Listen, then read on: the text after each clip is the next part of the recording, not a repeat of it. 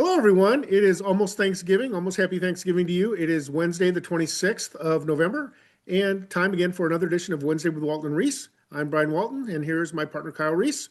We come to you each week via the Cardinal Nation in video form and in audio form at the Scoops Sports Network and all your favorite podcast apps. Kyle, Tuesday was a very busy day for the St. Louis Cardinals.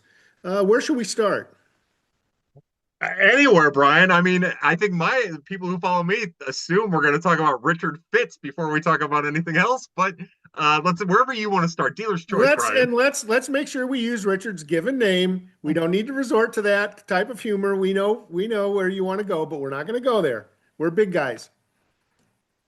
I'm going to be an adult, Brian. I'm willing to do it just for you, sir. Thank you very much. And I know the listeners will be disappointed, but we want to stay on the air here. I don't even know if uh, the FTA cares about us anymore or not. Anyway, but so the Cardinals announced a trade. Well, actually, the trade was announced before the Cardinals announced it, but the Cardinals made a decision to trade Sonny Gray to the Boston Red Sox. The fact that he was traded wasn't a surprise. Maybe the team was a little bit of a surprise, although certainly Chaim Bloom has a lot of familiarity with that organization and the players in it.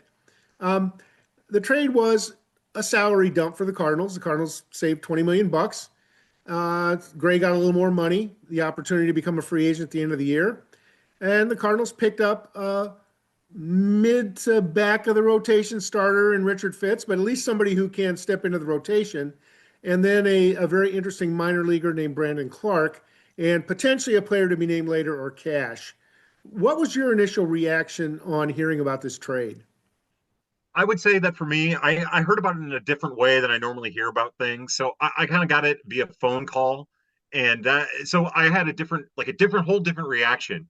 You know, when you see the name in print, whether it be via text or on Twitter or wherever you might see it, you're reading it and your brain starts responding a certain way. But when you hear the name out loud, and for me, the first name that I actually heard was Brandon Clarke.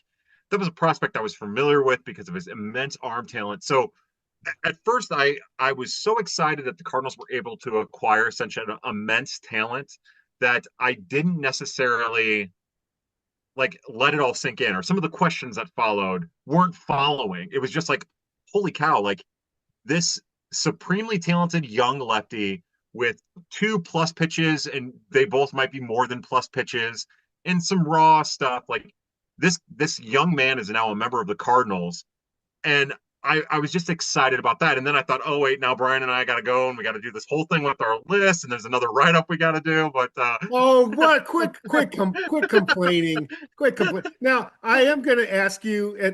I'm not going to put you on the spot here, but I'm yeah, going to ask you. In the next few days. All right, where does this guy fit in?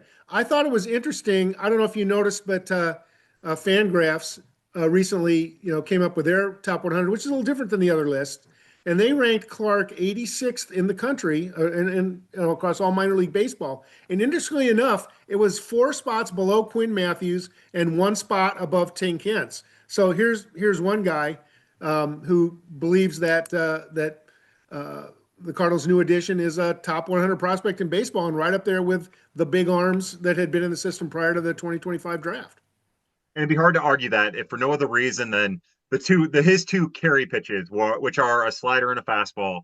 You could probably argue that the fastball is a top five fastball in the organization, and you could probably argue that the slider is a top. You could argue that it's the second or third best off-speed pitch in the in the minor leagues on the farm, maybe even in the major leagues too. But he has two pitches that could very well be two of the best pitches in the organization, and that's pretty rare. That's pretty unique. There's command issues there, of course, but like that as a building block is pretty impressive. Where the variance comes in is what happens after the curve or comes after the slider and the fastball. He throws a curve, he throws a changeup, doesn't really have command of the change. He's going to need that change, or he's going to need to develop something else to go along with the arsenal if the changeup doesn't come along. And of course, the command of it all is really where the questions come in. Yeah, So 6.4 walks per nine is not a good number. yeah, it's really bad. And so one of the things that I've pinpointed in my viewing of him is there's a little bit of a balance issue upon landing. One of the standout statistics metrics on him is the amount of extension he gets. He gets like 7.3 feet of extension when he lands. So you've got this big, tall lefty coming at a three quarters angle, bearing down on you from, a reduced 7 foot of your 60 foot 6 inches when he releases the ball. And there's just a little balance issue upon landing. He kind of rolls. He doesn't have his body planted through. There's the kinetic chain is leaking because of it. And I would imagine the Cardinals will get that straightened away. And if they can get that straightened away, you'll see that walk rate go down. He's not ever going to be a plus command guy. What you're hoping is he can get to above average command. And I do think that he has the body for it. He has the present mechanics for it. And it's just a matter of letting the energy flow through his body appropriately. So that's Mr. Clarke, who has, only 38 innings of professional experience now. So the Cardinals initially placed him at Peoria, and that probably makes sense to start and to let him get his feet on the ground in the organization. But could be a fast riser, and it's nice. Frankly, it's nice to me after going back to the deadline trades of a couple of years ago, where almost all the pitchers the Cardinals have acquired are gone. Now we'll talk a little bit. Sam Robberse is back, but the reality is, basically none of those guys.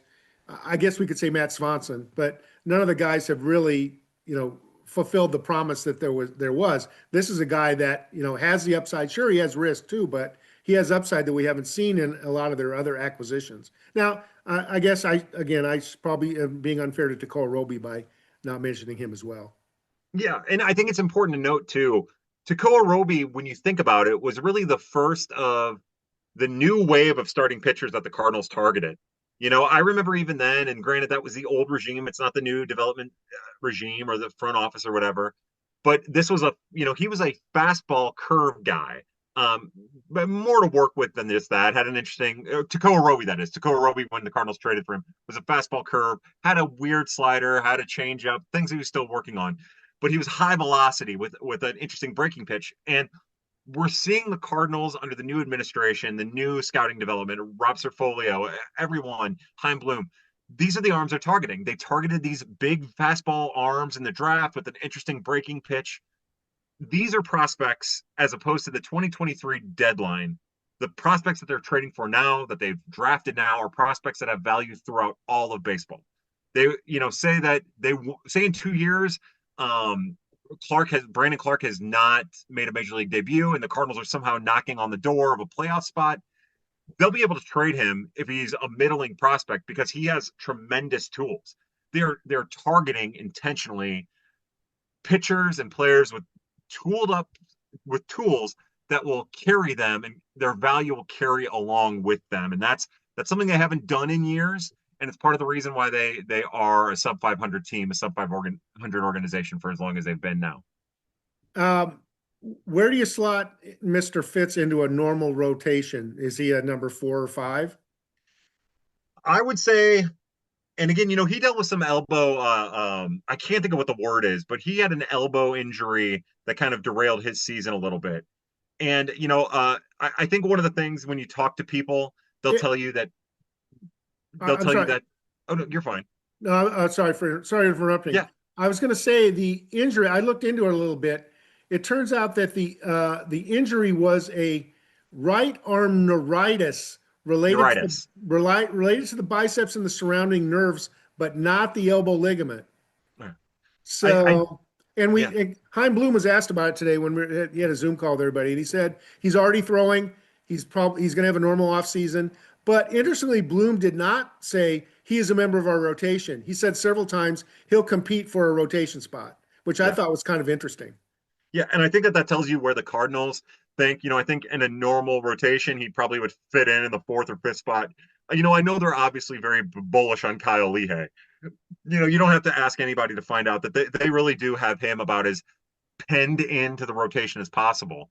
So for me, I think you look at the rotation and sure, you're a little worried, but I feel just as comfortable in some ways with Richard Fitz in the organization or in the rotation as I do Kyle Leahy rather in the rotation. So whatever that ends up, and also Andre Palante, like I feel more comfortable with him at this point than Andre Palante with the way that his stuff measures out, and once they start using the sinker against righties more, I think that they're all kind of in the same boat.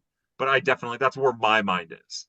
Yeah, I'm going to be from Missouri on Kyle Leahy. I mean, his numbers coming up in the minors as a starter weren't good. Now maybe he's grown since then. Maybe he's improved his offerings, but he's going to have to prove to me that he can make that transition. And they're going to have some other guys that are going to be in the mix as well. I hope, I assume Bloom suggested they would, but we don't know who or how, when, or who or when or how they're going to get them. Yeah. Yeah. It's funny. Like, I think as you asked me the question about where he would slot in the rotation, I just think to myself, like, who's even in this rotation? And I know who is, but like, I think that I just say that to kind of be Yeah, there is no hyperbolic. ace. There is no ace. There's no time. I mean, the ace got traded.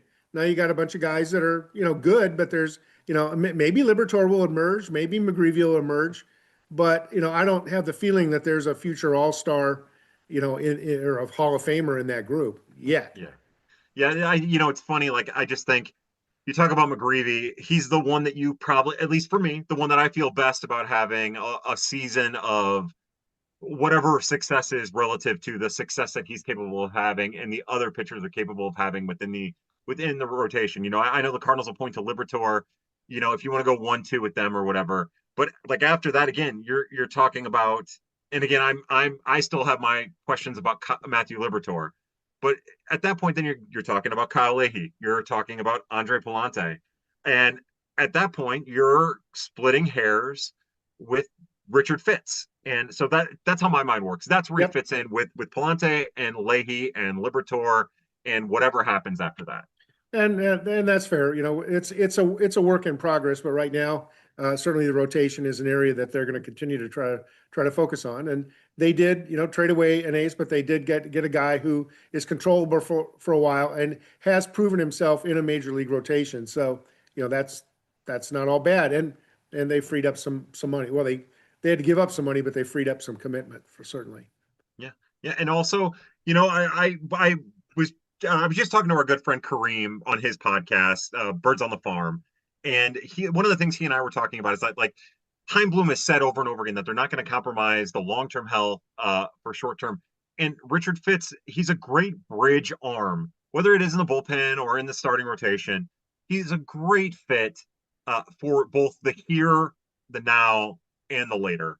So it's a great move. I'm jazzed up about the return, even if it isn't, even if the return for Sonny Gray comes with questions in both of those arms. So it was a very busy day on Tuesday, as I mentioned. In addition to this trade being announced, and Bloom made a joke. He said, "Well, we were asked how quick he was asked how quickly he's going to act on his next set of rounds." He says, "Well, maybe we'll get a little break over Thanksgiving," but he mentioned that there could be a pre-Thanksgiving rush across Major League Baseball. Well, the Cardinals rushed out an announcement at the end of the day, and they haven't yet announced all their player development and performance assignments yet, but they announced a group of new hires and a group of internal promotions. And some of those we knew about before.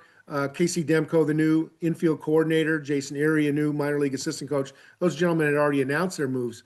But I think most significant to me is the Cardinals filled a director of hitting job, which they've had directors at every other place, but they hadn't had one of hitting. And they brought in a gentleman named Dalton Hurd, who was in the Baltimore system and then the Giants system before that. And they promoted former assistant coordinator Brock Hammett to the minor league hitting coordinator, which equates to the job last year that he was reporting to, which Russ Steinbach had, who's left Steinhorn, who's left the organization. So the Cardinals have filled those key hitting roles, and I think you're a big follower and believer in Hammett because he had a lot of experience outside the organization, and Hurd also worked at Push Performance and Boss Sports as director of hitting and strength coach. So he's had some experience, working outside of the traditional organizations as well. Yeah, another guy who, when you learn a little bit about him, you know that he's one of the accolades that he is most commonly associated with is communicator. You hear communicator. He's a great communicator. He's a great teacher. Like, I feel like, and I know he only had a taste of the minor leagues, but I feel like I remember him as a minor leaguer, even though there's no way that they would have ever played a Cardinals. When he was with the Orioles, there's no way they would have ever played a Cardinal affiliate. No, So Hurd played in the Cubs system for a while. So, maybe he, played at Peoria or something. I don't know. I bet that's what it was. I bet it was South Bend. I bet he was with South Bend, and I bet that's what I remember him for. Well, so anyways, I had a moment where I was like, when I saw the name and I saw it over at the Cardinal Nation, I thought you did a really great job of summarizing it and giving some thoughts. But when I first saw the name Dalton Hurd, it was on the Cardinal Nation. And I thought, man, I feel like I just saw this kid play a couple of years ago, but it would have been before COVID.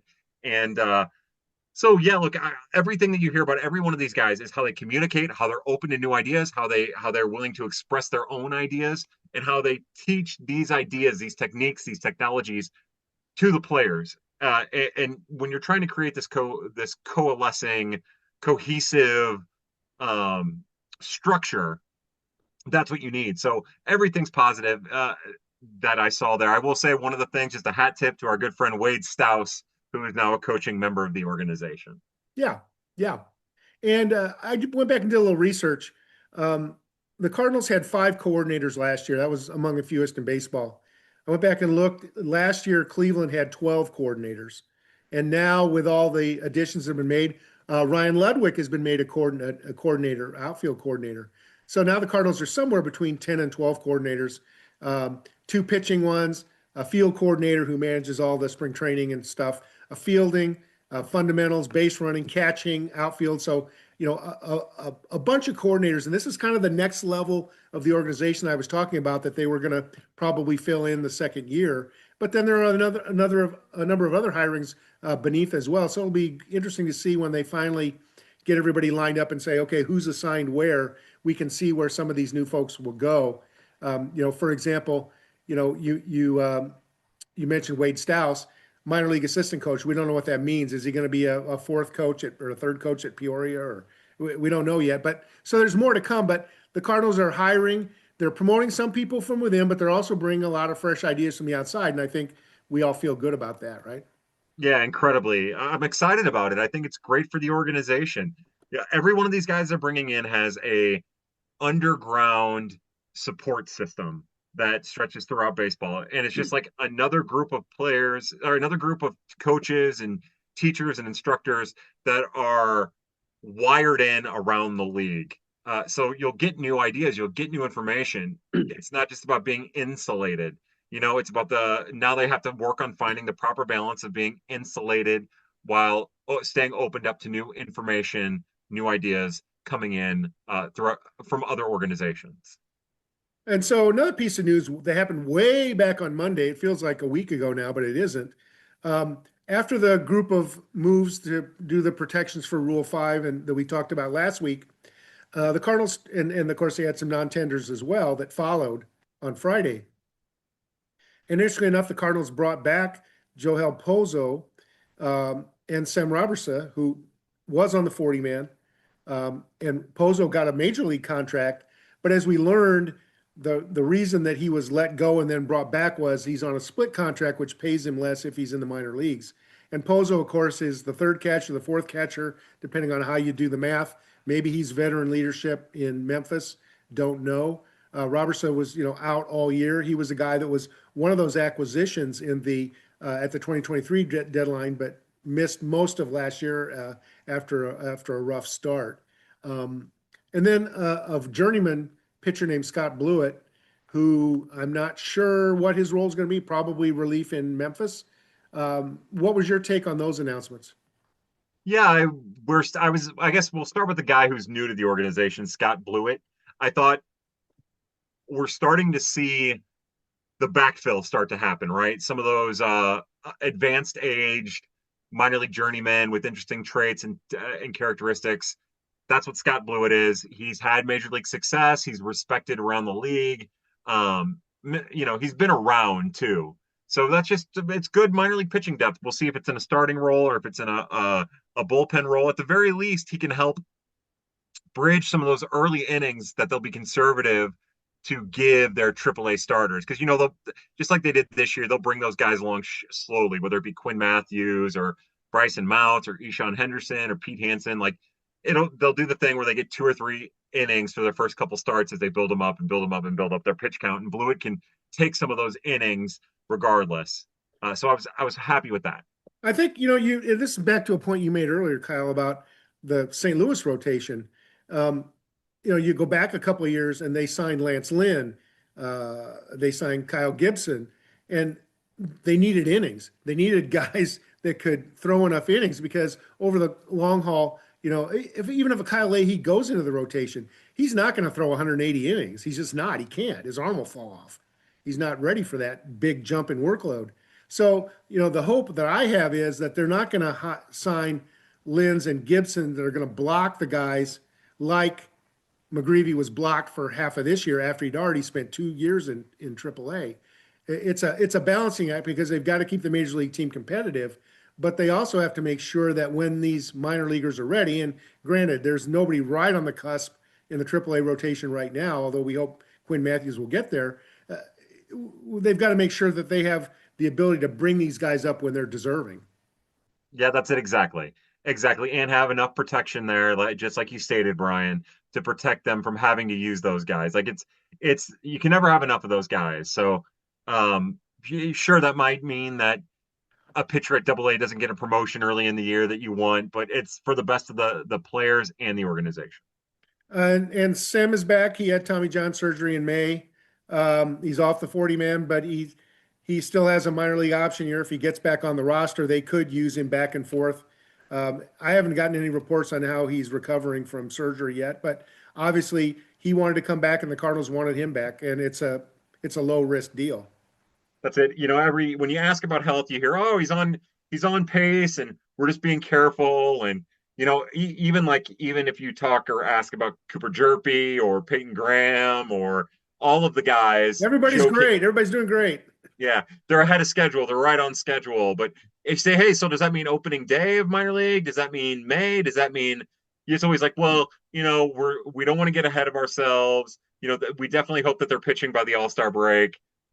So that's I would imagine too with this new regime, it sounds like their whole MO is going to be bringing pitchers along in a very meticulous way. One of the things that I'll find out pretty quickly when I get down there is which guys are in the rehab group, right? I Yeah. mean, that's because they're usually working off to the side. We'll find out which one guys are really ready to roll and which guys are still rehabbing. Yeah. Hopefully in January.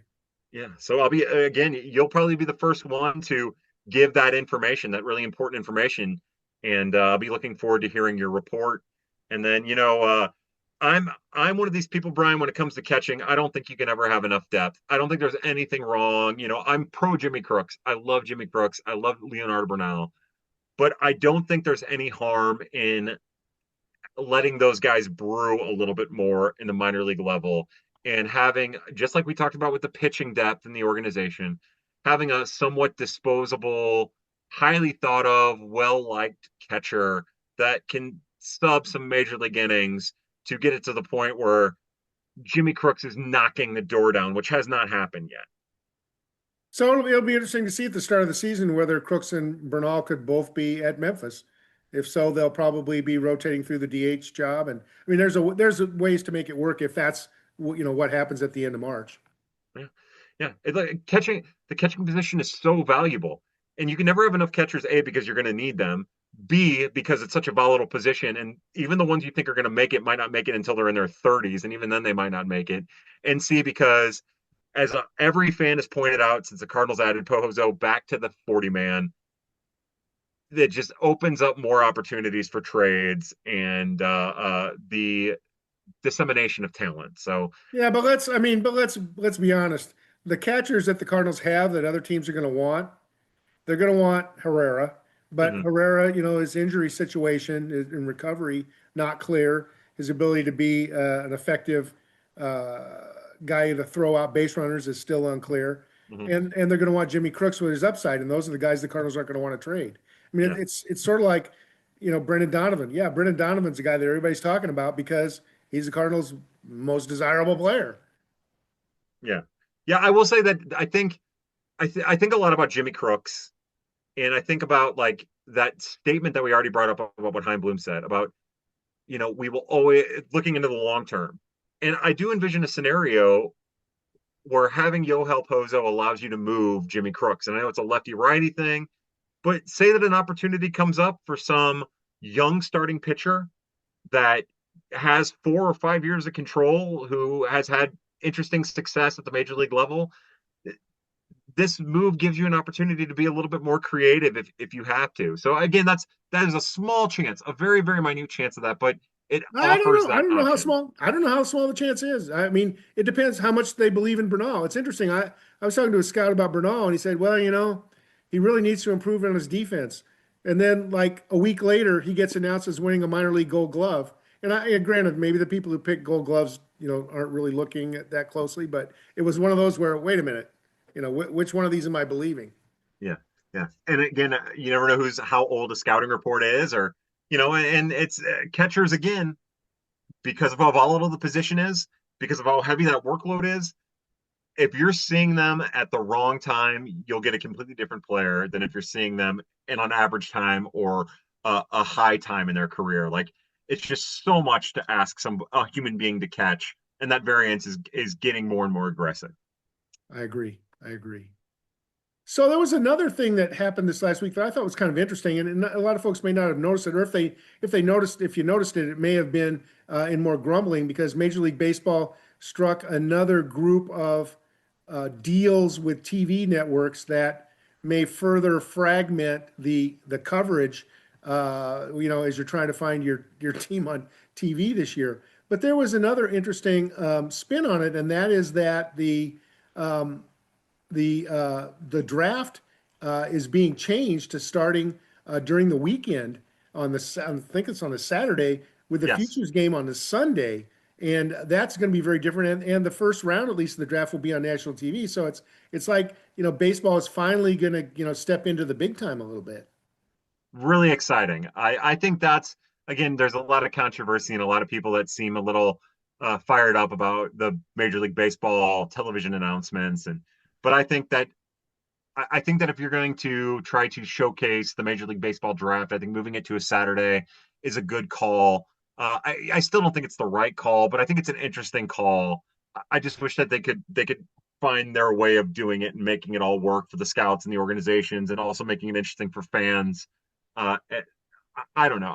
I'm excited about it because I think it's good, but it might be bad, and I don't really know, Brian. At this point, we don't know when day two of the draft is going to be even. Yeah, Do yeah. maybe they'll squeeze it in, but before the futures game, not really sure. But again, seeing the baseball draft on national TV is a good thing and something that's been long overdue. I mean, before you had to search to find the web stream to even follow Yeah. it.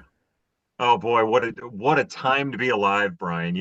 I'm anxious to see too if some of these national television networks how I would like to see them try to integrate college baseball. Like I think it would do well, if you're trying to like I just think college baseball needs to also have a push here. And I think that would help feed some of the interest in the Major League Baseball draft. And I think that Major League Baseball themselves could do some propping up of collegiate baseball in the process. Because I think with the Major League Baseball draft being what it is, I think that just like all the other sports that have had success showcasing their draft, the knowledge of the players at the collegiate level goes a long way in the first round. And propping up collegiate baseball is going to be important. I think they were a lot closer before they moved the draft a month later. Now, Yes. they could have changed the timing, a few days or a week. I mean, there was concerns about the prior draft when it was held in June being right on top of the College World Series, and I get that. But the College World Series, end date is known, and if you could somehow tie it to maybe even have the draft in Omaha, right? I Yeah. mean, there are ways that they could have tied those two together, and they purposely now split them way apart. Yeah.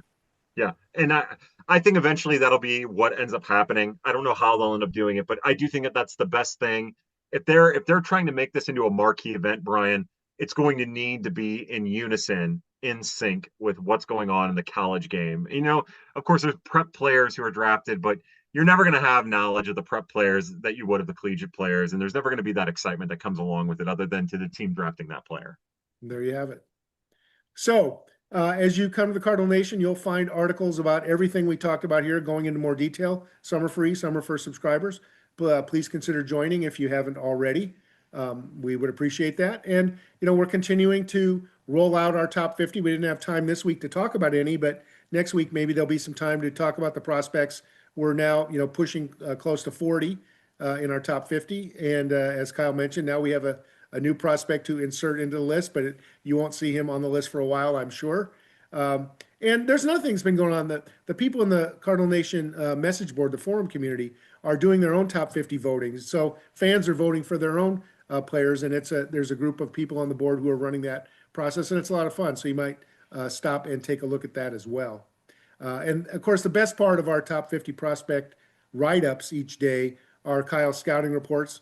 He goes into great detail, but not long detail about these players. I think it's the right level that so that you need to about the tools and the skills about these players that you really need to know. And I appreciate the work you're doing, Kyle, and I look forward to seeing the rest of it. Thank you, Brian. I appreciate it. It's been nice to be a little bit more of a storyteller with these write-ups. So again, I hope people are enjoying it, and thanks for the opportunity to do it. And it's been fun. All right, well, everyone, this will conclude the November 26th edition of Wednesday with Walton and Reis. And as we talk to you next time, the calendar will flip over to December. We'll be pushing the owners' meetings and potentially another very busy time for the Cardinals. And before you know it, we'll be in January in the winter warm-up in St. Louis. So stay with us every week, and we'll keep you updated on the latest and what's happening in the system. Thanks, Kyle. Thank you, Brian.